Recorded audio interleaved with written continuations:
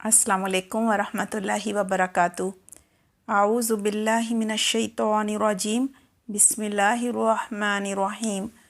رب اشرح لی صدری ویسر لی امری واحلل عقدۃ من لسانی یفقہوا قولی رب زدنی علما اللہم فقہنا فی الدین آمین۔ پیارے بچوں، کیسے ہیں آپ سب؟ امید کرتی ہوں بالکل خیریت سے ہوں گے۔ دعا ہے اللہ سبحانہ تعالیٰ آپ سب کو اپنی حفظ و امان میں رکھے، آپ کے وقت، صحت اور علم میں بہت سی برکت عطا فرمائے، دین کا سیکھنا، اس پر عمل کرنا اور اسے دوسروں تک پہنچانا جو ہے وہ آسان فرما دے، آمین۔ ہماری آج کی سورۃ البقرہ کی آیت نمبر ہے 38۔ پہلے لفظی ترجمہ کر لیتے ہیں، پھر انشاءاللہ تفسیر ہوگی۔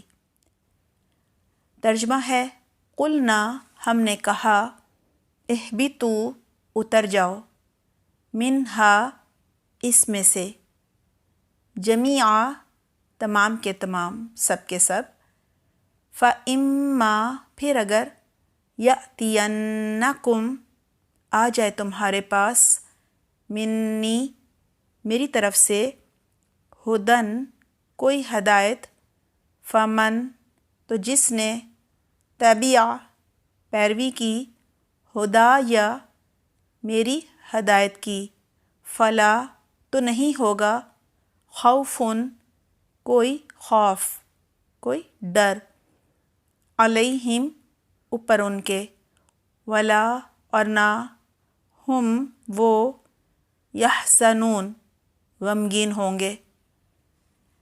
ترجمہ ہے، اللہ سبحانہ تعالیٰ فرماتے ہیں، قلنا ہم نے کہا کہ تم سب یہاں سے اتر جاؤ، پھر جو میری طرف سے کوئی ہدایت تمہارے پاس پہنچے تو جو لوگ میری اس ہدایت کی پیروی کریں گے ان کے لیے کسی غم اور رنج کا موقع نہیں ہوگا۔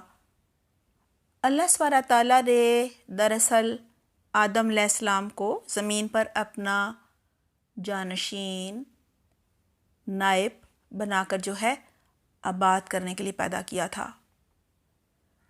اللہ سبحانہ تعالیٰ نے زمین پر بھیجنے سے پہلے آدم علیہ السلام کو جنت کی نعمتیں دکھائیں، یعنی ان کا مشاہدہ کروایا نا، تاکہ وہ دنیا میں جا کر اپنی اصل منزل یعنی جنت کو یاد رکھیں اور جنت حاصل کرنے کو اپنی زندگی کا وہ مقصد بنا لیں، دنیا کی نعمتوں میں وہ کھو کر آخرت کی تیاری سے غافل نہ ہو جائیں۔ اللہ سبحانہ تعالیٰ نے آدم علیہ السلام کو جنت میں بھی ایک آزمائش سے گزارا۔ وہ کون سی آزمائش تھی؟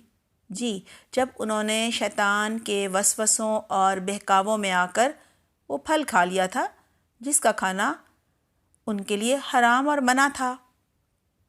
اس آزمائش سے گزار کر آدم علیہ السلام کو یہ بھی بتا دیا گیا کہ دنیا بھی ایک آزمائش گاہ ہے، ایک امتحان گاہ ہے، وہاں بھی شیطان کے بہکاوے ہوں گے اور ان آزمائشوں سے بچنے کے لیے بھی علمی فضیلت یعنی دنیا کا علم جو آدم علیہ السلام کو دیا گیا تھا وہ کام نہیں آئے گا، کیونکہ جو دنیاوی علم ہے وہ تو جنت میں بھی کام نہیں آیا تھا نا۔ وہ علم تو تھا آدم علیہ السلام کے پاس، لیکن پھر بھی شیطان کے بہکاوے میں آ کر پھل کھا لیا تھا، لہٰذا دنیا کے امتحان میں پاس ہونے کے لیے، یہاں کی آزمائشوں میں سے گزرنے کے لیے اللہ کی طرف سے آئی گئی ہدایت یعنی وحی کا علم، وحی الہی جو ہے اس کی ضرورت پڑتی ہے۔ یہی وجہ ہے کہ اس آیت میں کہا جا رہا ہے، اللہ سبحانہ تعالیٰ فرما رہے ہیں، قلنا ہم نے کہا، اہبطوا منہا جمیعا، آدم، حوا اور ابلیس، اب تم سب کے سب دنیا میں چلے جاؤ، نیچے اتر جاؤ یعنی دنیا میں چلے جاؤ۔ پھر کہا جا رہا ہے، فَإِمَّا يَأْتِيَنَّكُم مِّنِّي هُدًى فَمَن تَبِعَ ہدایَ، اب اگر دنیا میں میری طرف سے تمہیں کوئی بھی ہدایت پہنچے، یہ ہدایت کون سی ہے؟ اللہ سبحانہ تعالیٰ کی وحی، جو کس پر نازل ہوئی؟ انبیاء کرام پر، رسولوں پر، مراد ہے آسمانی کتاب۔ تو کہا جا رہا ہے کہ یہ ہدایت یعنی آسمانی کتاب جب تمہارے پاس پہنچے گی تو یہ تمہاری رہنمائی کرے گی جنت کے راستے کی طرف، صراط المستقیم پر یہ چلائے گی، سیدھے راستے پر چلائے گی نا، جو کہ ہدایت کا راستہ ہے اور جنت میں جاتا ہے۔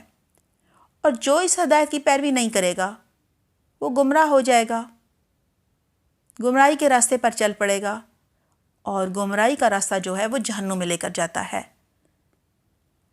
یہ وحی انبیاء کرام پر، رسولوں پر نازل ہوتی رہی، اور ان کے زمانے میں جو بھی لوگ تھے ان کو ہدایت کے راستے پر چلاتی رہی۔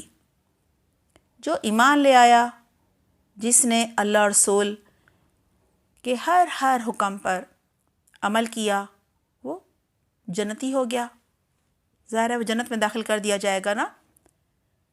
ہدایت پر چلنے والے جو لوگ ہیں ان کو دو اور انعامات بھی جو ہیں وہ ملیں گے، یعنی جو ہدایت کے راستے پر چلیں گے ان کو جو دو انعامات ملیں گے ان کا ذکر اس آیت کے آخر میں ہے۔ کہا جا رہا ہے فَلَا خَوْفٌ عَلَيْهِمْ وَلَا هُمْ يَحْزَنُونَ، یعنی جو ہدایت کی پیروی کرنے والے ہوں گے فَلَا خَوْفٌ عَلَيْهِمْ، ان پر کوئی کسی قسم کا خوف نہیں ہوگا، وَلَا هُمْ يَحْزَنُونَ، اور نہ ہی کوئی غم ہوگا۔ جی پہلا انعام کیا ہے؟ وہ پرسکون رہنے والے لوگ ہوں گے جنہیں کسی چیز کا کوئی خوف نہیں ہوگا۔ انسان کو ہمیشہ خوف رہتا ہے موت کا یا مرنے کے بعد کے انجام کا۔ کن کو ہوتا ہے؟ جو گناہ کرتے ہیں، جو ہدایت کے راستے پر نہیں چلتے، جو اللہ رسول کی بات نہیں مانتے، اللہ کے کلام کو نہیں پڑھتے، اس کے مطابق زندگی نہیں گزارتے۔ اور ہدایت پر چلنے والے، اللہ کے ہر حکم پر عمل کرنے والے جو ہیں وہ اپنی خواہشات کو قابو میں رکھنا جان جاتے ہیں، وہ خود کو شیطان کے بہکاووں اور واروں سے بچانا جان جاتے ہیں۔ زندگی میں آنے والی آزمائشوں کا وہ سکون اور اطمینان سے مقابلہ کرتے ہیں، وہ دکھی نہیں ہوتے۔ اور دوسرا انعام کیا ہے؟ وَلَا هُمْ يَحْزَنُونَ، اور نہ انہیں کوئی غم ہوتا ہے۔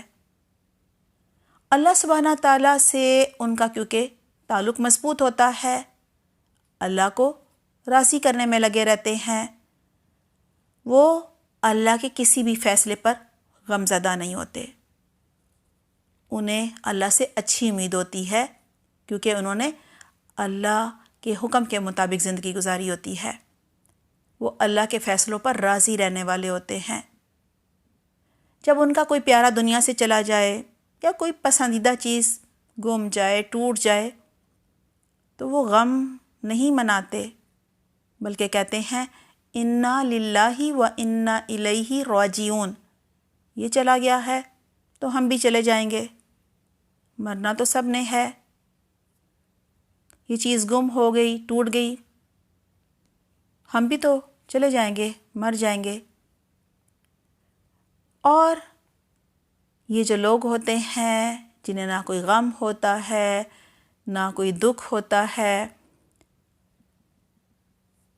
یہ نہ تو ماضی کے غم میں مبتلا ہوتے ہیں اور نہ ہی آنے والے وقت کے خوف میں مبتلا ہوتے ہیں۔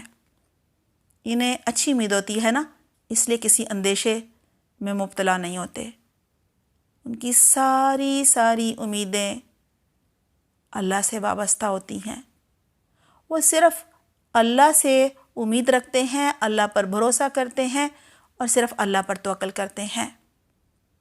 دعا ہے اللہ سبحانہ تعالیٰ ہمیں بھی ہدایت کے راستے پر چلنے والوں میں شامل فرمائے۔ اور چلنے کے لیے کیا کرنا ہوگا؟ قرآن کو تھامنا ہوگا۔ ماشاءاللہ جو آپ سب نے تھام رکھا ہے، اس کا ترجمہ یاد کرتے ہیں، اللہ کے احکامات کو سمجھتے ہیں اور عمل کرنے کی کوشش کرتے ہیں۔ اللہ سبحانہ تعالیٰ ہم سب کو اپنے اس ہدایت کے راستے کے لیے چن لے۔ آمین اللہم آمین۔ سبحانک اللہم و بحمدک نشہد ان لا الہ الا انت نستغفرک و نتوب الیک۔ والسلام علیکم ورحمۃ اللہ وبرکاتہ۔